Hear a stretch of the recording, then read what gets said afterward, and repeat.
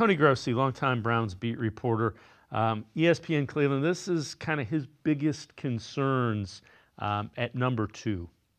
The Browns don't trade Myles Garrett. Oh. He holds out, and we draft Abdul Carter. That would be my nightmare scenario. What is yours? I hesitate to use nightmare because it sounds like I don't like this guy, but I think taking Shedeur at number 2 is worse than that.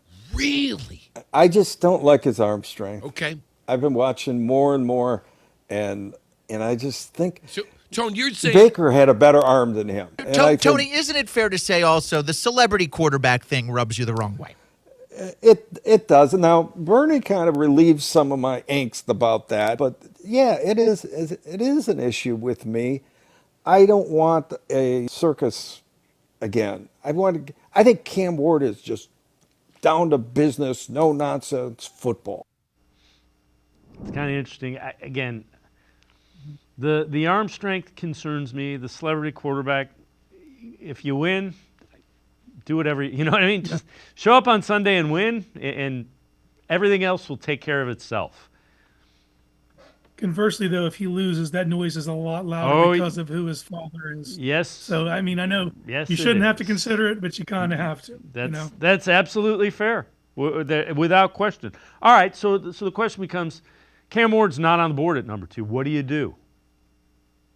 I'm Cam Ward, Abdul Carter, or trade out. That's just my mentality right now. And you know, one of those two are going to be available since you're picking it too. So it depends on how in love you are with the player. And if their evaluation on Cam is that of a franchise quarterback and he slips to 2, this isn't a question.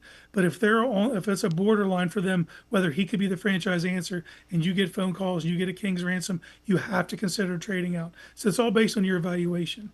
I look at Cam as clearly he's a ceiling swing. And if I'm picking a quarterback this high in the draft, I am swinging for the fences. And in my opinion, he's the only quarterback that kind of gives you that upside. Yeah. So if you trade out and Shedeur is lurking at, I don't know, 7 or 9, are you willing to take him there?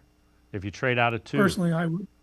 Yeah. I wouldn't. Personally, I think he's a second-round talent. And I don't want to reach for that position if I have surefire starters in place that I could pick up there, a Ted McMillan, an Armand Membu, someone like that. If I can solidify my left tackle at 7 or 8 with a Josh Simmons, I'd feel more comfortable doing that than swinging on Shedeur. Yeah, and I'm kind of with you. Just whomever you get, if it's a top 10 pick, it's got to be a guy that is a Pro Bowl caliber player for 8 years, for lack of a better thing.